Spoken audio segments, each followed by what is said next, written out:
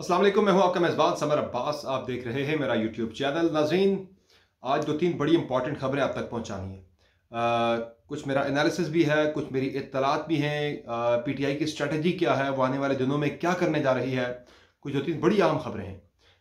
सारा अब जो खेल है इस वक्त हम देख रहे हैं कि पाकिस्तान तहरीक इंसाफ का जो फोकस है, जो तहरीक है उनकी, वो उसमें अब जो उनका टारगेट था, हुकूमत के साथ साथ अब इदारे भी ऐसा ऐसा टारगेट पर आना शुरू हो गए। पहले इशारों किनायों में बात होती थी, अब खुल के बातें होना शुरू हो गई हैं। अभी शरी मज़ारी साहबा ने एक ट्वीट किया गुज़िश्ता रोज़। वो बड़ा अहम ट्वीट था, जो पाकिस्तान तहरीक इंसाफ की आइंदा की जो सियासत है उसकी सिमत बता रहा है। आज का दिन बड़ा इंपॉर्टेंट है बाय द वे। आज एक तो पाकिस्तान तहरीक इंसाफ और उनके जो इत्तेहादी हैं परवेज़ इलाही साहब, उनका मुकाबला है मुत्तहिदा अपोजिशन जो कि पंजाब की अपोजिशन है उसके साथ सीएम के इलेक्शन में। और आज फैसला हो जाएगा कि पंजाब का सीएम कौन बनने जा रहा है। बड़ी तवील इसमें जो इंतज़ार की घड़ियां थी जो देखनी पड़ी हैं परवेज़ इलाही साहब को भी और हमजा शहबाज को भी इस दिन को देखने के लिए। हालांकि ये इंतज़ार जो है परवेज़ इलाही साहब की तरफ से था, चूँकि हमजा शहबाज के पास नंबर पूरा था। तो नाज़रीन, हमजा शहबाज का दावा है कि उनके पास 200 अरकान हैं, जबकि परवेज़ इलाही साहब 189 अरकान की हिमायत का दावा कर रहे हैं। इसमें नाज़रीन 186 पे बनना है सीएम पंजाब, जिसके पास 186 वोट्स आके वो सीएम पंजाब बन जाएगा। और इसमें मामला ये है कि अगर 186 पहले मरहले में पूरे नहीं होते किसी भी कैंडिडेट के, चूँकि हम परवेज़ इलाही साहब के पास जो एक्चुअल नंबर है वो तकरीबन कोई 150-55 पे खड़ा है, जबकि जो हमजा शहबाज साहब के पास नंबर है वो अगर आप निकाल लें, पाकिस्तान तहरीक इंसाफ के मुनहरिफ अरकान को निकाल लें, तो ये नंबर तकरीबन आ जाता है 166-60 पे आ जाता है, नंबर 160 के करीब, 60-65 पे। तो इसका मतलब है कि वो भी जो है नहीं बनते। अब अगर मुनहरिफ अरकान वोट डालते हैं हमजा शहबाज के लिए, तो वो अपने ओहदों से, यानी कि जो उनकी रुकनीत है पंजाब असम्बली की, वो उनकी फारिग हो जाती है। तो कोशिश इस तरह से सेंटर में हुआ कि उनका वोट नहीं इस्तेमाल हुआ, फिर भी खान साहब के खिलाफ तहरीक अदम एतमाद कामयाब हो गई, उनकी रुकनीत भी बच गई। और अब पंजाब में जो इलेक्शन है इसमें अगर वो लोग वोट नहीं डालते तो फिर उनकी रुकनीत जो है वो ख़तरे में पड़ जाएगी। इसमें अब उनकी स्ट्रेटजी ये होगी कि पहले मरहले में देखा जाएगा कि अगर दोनों में से कोई भी जो कैंडिडेट्स हैं वो 186 के मैजिक नंबर तक नहीं पहुंच पाते, तो फिर रन ऑफ इलेक्शन होगा। फिर इलेक्शन का दूसरा मरहला, फिर से दोबारा से वोटिंग शुरू होगी ज़ीरो से। और दूसरे मरहले में जितने अरकान हाजिर हैं असम्बली के अंदर, उनकी उनमें यानी कि जो ज़्यादा वोट ले लेता है, बिलफर्ज 186 पे वैसे बनता है वज़ीर आला, लेकिन अगर दूसरे मरहले में हमजा शहबाज 166 ले लेते हैं, परवेज़ इलाही साहब 155 ले लेते हैं, या 60 भी ले लेते हैं, 165 भी ले लेते हैं, तो हमजा शहबाज सीएम बन जाएंगे। इसी तरह से वाइस वर्सा, परवेज़ इलाही साहब अगर ज़्यादा वोट ले लेते हैं, एक वोट भी ज़्यादा लेते हैं हमजा शहबाज से, वो कि 186 से कम हो, लेकिन वो सीएम बन जाएंगे। लेकिन कभी इम्कान इस बात का तो जो नज़र आ रहा है राइटिंग ऑन द वॉल, वो परवेज़ इलाही साहब जो है वो इलेक्शन हारते नज़र आ रहे हैं और हमजा शहबाज पंजाब के सीएम बनते नज़र आ रहे हैं। लेकिन इसमें एक स्ट्रैटेजी है, जो मेरी इत्तला है, जो मैं खबर आपको दे रहा हूँ, वो ये है कि पाकिस्तान तहरीक इंसाफ की जो अगली जो सियासी हिकमत अमली है, अगला जो सियासी जो एक्शन प्लान है इमरान खान का, उसमें पंजाब का कल का ये सीएम, आज का जो सीएम का इलेक्शन है, ये इसका बहुत गहरा ताल्लुक है।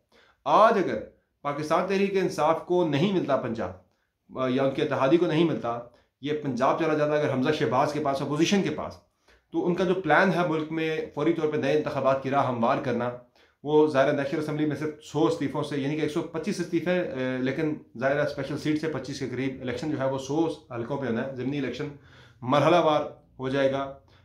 ये खबर भी आपको दे रहा हूँ कि ज़िमनी इलेक्शन एक दिन से एक ही दिन 100 हल्कों पे नहीं होगा, बल्कि 15-15, 20-20 करके ये कोई 2-3 हफ्तों की एक्सरसाइज होगी।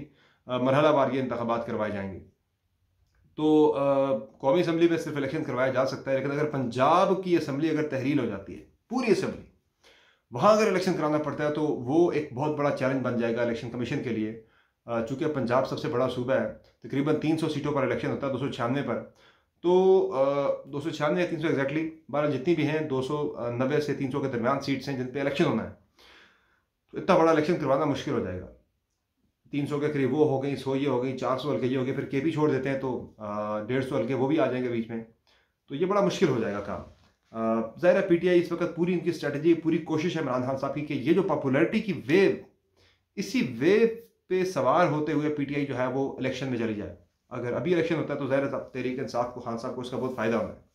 तो ये जो हिकमत अमली की मैं बात कर रहा हूँ, तो कि नज़रें सारी पंजाब के सीएम के इलेक्शन पर हैं, और मेरी जो इतलात हैं, पैगाम भी गया है मुतलका इदारों को, मुतलका क्वार्टर्स को, कि अगर पंजाब चला गया पाकिस्तान तहरीक इंसाफ के हाथ से, तो फिर पाकिस्तान तहरीक इंसाफ अपना जो जब्त है वो लूज़ कर बैठेगी, क्योंकि पंजाब उनके हाथ से जाना जो है, इलेक्शन की तरफ जाने की जो स्ट्रेटजी है पाकिस्तान तहरीक इंसाफ की, इमरान खान की, उसकी राह में बड़ी एक रुकावट होगा। और अगर परवेज़ इलाही साहब जीत भी जाते हैं, उसमें खान साहब की सोच ये है, खान साहब की स्ट्रेटजी ये है कि फिर हम फौरी तौर पे पंजाब असम्बली को डिज़ोल्व करेंगे और बड़ा इलेक्शन कराना पड़ेगा, मुश्किल होगा इलेक्शन कमीशन के लिए। पंजाब भी डिज़ोल्व करेंगे और केपी भी डिज़ोल्व करेंगे। इसके लिए नाज़रीन, अब अगर हार जाते हैं तो फिर बड़ा मुश्किल हो जाएगा ये इस अमल पे, इस प्लान पे अमल दरामद करना। तो फिर जो प्लान बी है इमरान खान साहब का, वो ये है कि वो आज का जो कराची का जलसा है, वहाँ से वो फ़ौज के हवाले से, हमारे इदारों के हवाले से एक सख्त ज़ुबान जो है वो इस्तेमाल की जाएगी, कुछ बातें खुल के की जाएंगी। जिस तरह से शेरी मज़ारी साहिबा ने, शेरी मज़ारी का जो ट्वीट है, शेरी मज़ारी का जो ट्वीट आया है गुज़िश्ता रोज़, कि जिसमें उन्होंने वजाहत जारी की है कि मैं यहाँ ये वजाहत करना चाहती हूँ कि आर्मी चीफ जो हैं, खान साहब ने उन्हें कोई ऑप्शन नहीं दिए थे, 3 ऑप्शन, बल्कि उनकी जानिब से अप्रोच करके परवेज़ खटक के थ्रू खान साहब को ऑप्शन दिए गए थे, जिनमें था कि एक इस्तीफ़े वाला, दूसरा अदम एतमाद का सामना करना, और तीसरा जो ऑप्शन था वो था अदम एतमाद वापस ली जाए और खान साहब फौरी असम्बलियाँ तोड़ दें उसके बाद, और इलेक्शन कॉल करने। तो खान साहब ने थर्ड ऑप्शन को प्रेफर किया था बाकी 2 पे। तो बड़ी वजाहत की आज, यानी कि इन अदर वर्ड्स अगर कहा जाए तो शेरी मज़ारी साहिबा ने झुटलाया है DGISPR के बयान को, यानी अफवाज पाकिस्तान का जो बयान था, जो दावा था कि खान साहब ने फ़ौज को अप्रोच किया था, जो स्टेलमेट की सिचुएशन थी, जो डेडलॉक था पॉलिटिकल, उससे निकालने के लिए ये ऑप्शंस 3 रखे थे उनके सामने। तो शेरी मज़ारी की तरफ से ये बिल्कुल कैटेगोरिकल वेज में DGISPR को जो है उनके दावे को मुस्तरद करना, रद्द करना, ये बता रहा है कि PTI जो है वो एग्रेसिव मोड में है, और पंजाब को देख रही है PTI के पंजाब में क्या होने, कोई कंपनसेशन या फेवर मिलता है या नहीं मिलता CM के इलेक्शन पे। अगर नहीं मिलता तो फिर तहरीक इंसाफ जो है वो फुल फ्लैज एक वॉर, एक मीडिया वॉर जो है वो लॉन्च कर देगी, ऑफेंसिव जो है वो लॉन्च कर दिया जाएगा फ़ौज के खिलाफ। इमरान खान का जो जलसा है कराची का, यहाँ से मामला शुरू होगा, और फिर ग्रेजुअली लाहौर के जलसे में ज़्यादा सख्त बातें होंगी, और काफ़ी सारे जो हैं अहम जो सीक्रेट्स भी हैं फ़ौज से मुतल्लिक, यानी कि जो बातें होती रहीं इंटरनल कई मामलात के ऊपर, वो बातें खुल के की जाएंगी, और कोशिश की जाएगी इदारे को प्रेशर में लाने की कि किसी भी तरह से ये अपना रोल प्ले करें, इंटरवीन करें, और मुल्क में नए इंतखाबात की तरफ मामला जाए। ये स्ट्रेटजी जी, ये प्लान है पाकिस्तान तहरीक इंसाफ का, जो मुझे पता लगा है, और इंतहाई बावसूख ज़राए से ये मुझे मालूम हुई है चीज़ें सारी, कि अब एग्रेसिव कैंपेन पे जाना है PTI में, सख्त जो है वो ज़ुबान इस्तेमाल की जाएगी इदारों के हवाले से। इसके बाद नाज़रीन ये भी प्लान है कि पंजाब के बाद KP की तरफ जाएंगे, और KP की जो असम्बली है वो भी तहलील करनी है, लेकिन उसका जो वक्त है वो टाइम आने पे उसकी जो टाइमिंग देखी जाएगी, ये फैसला कब करना है। चूँकि ये भी खबर आपको दे रहा हूँ कि जो PTI के MNAs थे, जब उनसे इस्तीफ़े लेने की बात हुई, कौमी असम्बली से इस्तीफ़े देने की बात हुई, तो वहाँ पर ये अंडरटेकिंग ली गई थी MNAs की जानिब से, पार्टी क़यादत से, कि ऐसा ना हो कि हम मुस्तफ़ी हो जाएं और नीचे सूबाई असम्बलियों के हमारे जो अरकान हैं वो अपना टेन्योर पूरा करें, वो मज़े से बैठे रहें। ऐसा नहीं होना चाहिए। अगर हम इस्तीफ़े देंगे तो फिर आपको सूबाई असम्बलियों से भी अपने अरकान को मुस्तफ़ी करवाना पड़ेगा। तो अगर तहरीक इंसाफ CM का इलेक्शन हार जाती है आज पंजाब में, तो फिर अगला एक्शन जो होगा फौरी तौर पे वो पंजाब असम्बली से पाकिस्तान तहरीक इंसाफ के तमाम MPs मुस्तफ़ी हो जाएंगे। इसके साथ साथ नाज़रीन, अब जो मैंने बात की थी शाम में भी, एक कि जो इस वक्त स्ट्रेटजी नज़र आ रही है शहबाज शरीफ साहब की, वो बड़ी क्लियर है। वो ये है कि जो नैरेटिव इमरान खान बना रहे हैं इस वक्त साजिश का, और वो बड़ी कामयाबी से बिक भी रहा है। पाकिस्तान तहरीक इंसाफ के जो हार्ड कोर वर्कर्स हैं वो इस साजिश के बयानिए को बाय कर रहे हैं, वो इसे बड़ा संजीदा ले रहे हैं। अब मामला ये है कि कुछ जो न्यूट्रल लोग हैं, जो सादा लो अवाम हैं, वो भी इस चीज़ को जो हैं बाय कर रहे हैं इस नैरेटिव को, कि हाँ जी साजिश थी, खान खड़ा हो गया उसके खिलाफ। तो उस सारे बयानियों को काउंटर करने के लिए शहबाज शरीफ साहब ने प्लान ये बनाया, नून लीग ने प्लान ये बनाया, गवर्नमेंट ने, कि इमरान खान से मुतल्लिक मुख्तलिफ स्कैंडल्स जो हैं वो एक एक करके मीडिया पर लाए जाए। जिस तरह तोशाखाना वाला मामला सामने आया है, इलेक्शन कमीशन के अंदर जो स्क्रूटनी, यानी कि डे टू डे जो हेयरिंग स्टार्ट हुई है पाकिस्तान तहरीक इंसाफ के फॉरेन फंडिंग केस की, उसको भी ज़्यादा से ज़्यादा एक्सप्लॉइट करना है। अब तोशाखाना में चीज़ें रोज़ाना नई नई सामने आएंगी। जिस तरह से घड़ी वाला मामला आ गया, कीमती घड़ी जो है वो बेची गई, डायमंड सेट बेचा गया, फिर जो ज्वेलरी वगैरह के हवाले से बात हुई, अंगूठी की बात हुई कि 14 करोड़ में ये चीज़ें बेची गई हैं। उस पर एक वजाहत सामने आ गई है कि ये पैसा अगर खान साहब ने बेची है तो ये पैसा वो अपने घर नहीं लेके गए, बल्कि ये पैसा शौकत खानम में दिया गया। ये भी दावे सामने आ रहे हैं। इसमें अब जो मुमकिन तौर पे चीज़ें नज़र आ रही हैं आने वाले दिनों में, वो ये हैं कि पीटीआई जो है वो फ़ौज के ख़िलाफ़ जो पर्टिकुलरली जो मिलिट्री क़यादत है, जनरल कमर जावेद बाजवा के हवाले से, जो टॉप जो लीडरशिप है उसके हवाले से वो कुछ चीज़ें जो है मीडिया पे अपनी तकारीर में, अपने जलसों के अंदर जो है वो शुरू कर देंगे कहना, और प्रेशर बिल्ड करेंगे इदारे के ऊपर कि हमारे पास जो खान साहब ने कहा था कि अगर मुझे निकाला तो मैं बहुत ख़तरनाक साबित हो जाऊँगा। तो वो बयान जो है वो इस्टेब्लिशमेंट के हवाले से ही था, और अब वो इस्टेब्लिशमेंट को आज से वो कोशिश करेंगे ख़तरनाक बन के दिखाने की। इससे सियासत में हमारी तलखी बढ़ेगी, और तलखी अगर ज़्यादा बढ़ती है तो उसकी 2-3 चीज़ें हो सकती हैं मुमकिन तौर पर। जिस तरह से मैंने बताया कि इस वक्त गवर्नमेंट है वो पूरे इस प्लान पे लगी है कि खान साहब के हवाले से ज़्यादा चीज़ें निकालनी है। तो कुछ ऐसी चीज़ें करके वो खान साहब को गिरफ़्तार भी कर सकते हैं आने वाले दिनों में, गिरफ़्तारी की तरफ भी मामला जा सकता है। और इससे जो तलखी है वो कम होती नज़र नहीं आ रही आने वाले दिनों में, हफ्तों में, बल्कि अगले जो चंद हफ्ते हैं वो बहुत ही तल्ख होंगे पाकिस्तानी सियासत के। उसमें तलखी बहुत ज़्यादा बढ़ेगी, शिद्दत आएगी, जो पोलराइजेशन है, जो टेम्परेचर है वो काफ़ी हाई जाएगा सियासत में।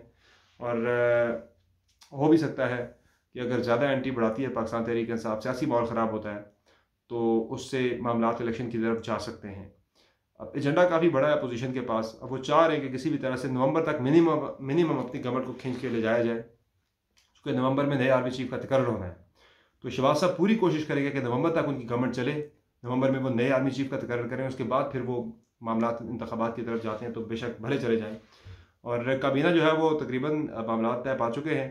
अब फॉर्मल अनाउंसमेंट जो है वो आज आनी है। आज दिन किसी भी वक्त जो है वज़रा के कर्मदान जो है वो अनाउंस कर दिए जाएंगे। पहले मुख्तसर छोटी काबीना बनेगी, 25-30 रुकनी। छोटी तो इसे नहीं कहा जा सकता। कुछ इसमें वफाकी वज़रा होंगे, कुछ मुआवनीन ख़ुसूसी, कुछ एडवाइज़र्स और कुछ वज़राए मुमलिकत जो हैं वो शामिल किए जाएंगे।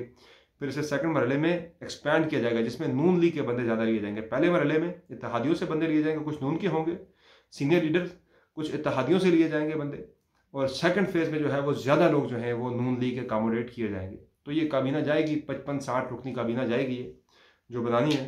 बहरहाल एक चीज़ जो शहबाज साहब ने की आज अच्छी, वो थी कि पेट्रोलियम मसनूआत पे उन्होंने, वो उनके लिए अच्छी थी, आवाम के लिए भी अच्छी थी, लेकिन इस पर मेरा थोड़ा सा ज़रा व्यू पॉइंट डिफरेंट है कि इस वक्त पेट्रोलियम मसनूआत पे पेट्रोल की कीमत में 21 रुपये, डीजल की कीमत में तकरीबन 51 रुपये का इजाफा होना था मिनिमम, वो नहीं किया। जो खान साहब ने पाबंदी लगाई थी, जो कैप लगाया था, फ्रीज़ किया था इजाफे को तकरीबन जून तक, उसको बरकरार रखा है। चूँकि इस वक्त प्रेशर बहुत ज़्यादा गवर्नमेंट के ऊपर, जो खान साहब ने प्रेशर बढ़ाया हुआ है, ये गवर्नमेंट चाहते हुए ना चाहते हुए भी वो फैसले कर रही है जो उसे नहीं करने थे आइडियली। बहुत प्रेशर में शहबाज शरीफ साहब जो वो इस वक्त हुकूमत चला रहे, ज़्यादा प्रेशर उनके ऊपर खान साहब का ही है। आज का जो ये फैसला था पेट्रोलियम मसनूआत की कीमतें ना बढ़ाने का, वो भी खान साहब की अपोजिशन की वजह से ही था कि अगर बढ़ा देते हैं तो सब ने कहना था देखें जी ये हमने तो कीमतें कम की थी, इन्होंने आके कीमतें बढ़ा दी हैं। तो ये मामलात हैं जनाब जो आपके साथ शेयर करने थे। खुलासा मुख्तसर यही है कि पंजाब का आज का जो CM का इलेक्शन है वो डिपेंड करेगा उसके ऊपर आने वाले दिनों में जो सियासी हमारी जो सूरत हाल है। और क्विकली जो कश्मीर के दोस्त हैं वो जानना चाह रहे हैं कि कश्मीर के अंदर क्या हो रहा है। तो इस वक्त मैं जो बात कर रहा हूँ, अभी जब मैं आपसे मुखातिब हूँ, तो कश्मीर में जो सूरत हाल है, गुज़िश्ता रोज़ अगर इलेक्शन हो जाता वज़ीर-ए-आज़म आज़ाद कश्मीर का, जिसे हाई कोर्ट ने स्टे कर दिया मंडे तक, आज सुप्रीम कोर्ट में अपील दायर की है PTI ने, अगर आज ही सुप्रीम कोर्ट कह देती है कि आज ही इलेक्शन करवाया जाए, तो फिर भी सरदार तनवीर इलियास साहब के चांसेस बन सकते हैं। वो यानी बड़े इजीली वो वज़ीर-ए-आज़म आज़ाद कश्मीर बन सकते हैं। लेकिन आज से मामला अगर चला गया सोमवार मंगल तक, तो फिर तनवीर इलियास साहब के लिए मैं जो चांसेस देख रहा हूँ फिर वो 50-50 हैं। बल्कि थोड़ा सा उन्हें फिर मार्जिन देते हैं, 60 तनवीर इलियास साहब है और 40 जो है वो अपोजिशन है। क्योंकि आज़ाद कश्मीर असम्बली के 53 में से 9 सीटें जो हैं वो पंजाब के अंदर से हैं। 9 MLA जो हैं आज़ाद कश्मीर के वो पंजाब से इलेक्ट होते हैं, मुख्तलिफ जो मुहाजिरीन की नशिस्तें हैं। तो पंजाब में अगर कल हमजा साहब की गवर्नमेंट बन गई तो फिर तनवीर इलियास साहब के लिए मुश्किल होगा जो पंजाब से इलेक्ट होने वाले जो उनके MLAs हैं उन्हें अपने साथ जोड़ के रखना। 4 बंदे तोड़ने सिर्फ अपोजिशन ने, 4 बंदे अगर तोड़ लिए, 5वें क़य्यूम न्याज़ी साहब हो गए, तो फिर अपोजिशन गवर्नमेंट बना लेगी आज़ाद कश्मीर के अंदर। बहरहाल आज सुप्रीम कोर्ट में यह मामला है, सुप्रीम कोर्ट ने डिसाइड करना है। आज अगर हो जाता है तो तहरीक इंसाफ के वज़ीर-ए-आज़म तनवीर इलियास आज़ाद कश्मीर के अंदर अगले यानी कि वो उनके गवर्नमेंट उनको मिल जाएगी। अपना फीडबैक जो है वो ज़रूर देते रहिए कमेंट सेक्शन में। कोई सवाल अगर आपका हो वो भी आप ज़रूर पूछा करें। मैं अपने अगले व्लॉग में आपको वो जवाबात भी आप तक पहुँचाऊँगा। फ़िलवक़्त आपसे इजाज़त चाहता हूँ। अल्लाह आपका हामी नासिर हो। पाकिस्तान ज़िंदाबाद।